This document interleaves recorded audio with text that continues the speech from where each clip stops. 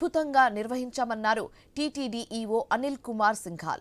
అన్ని శాఖలతో సమన్వయం చేసుకుని ఏర్పాట్లు చేసిన అదనపు ఈవో వెంకయ్య చౌదరి ఎస్పీకి కృతజ్ఞతలు తెలియజేశారు. ఆయన 24 సాయంత్రం నుంచి 25 వరకు రాత్రి వరకు 3,45,000 మంది తిరుమలకు వచ్చారని చెప్పారు.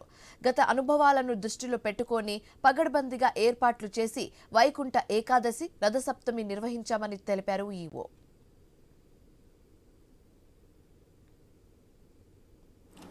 25 తేదీ రాత్రి వరకు 3,45,000 మంది భక్తులు తిరుమలకి రావడం జరిగింది.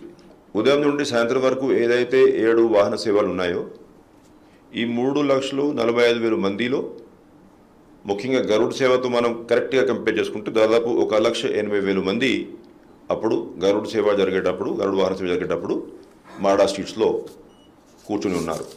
అదేవిధంగా ఇప్పుడు మొత్తం మీద మనం ఈ వెహికల్స్ ఏదైతే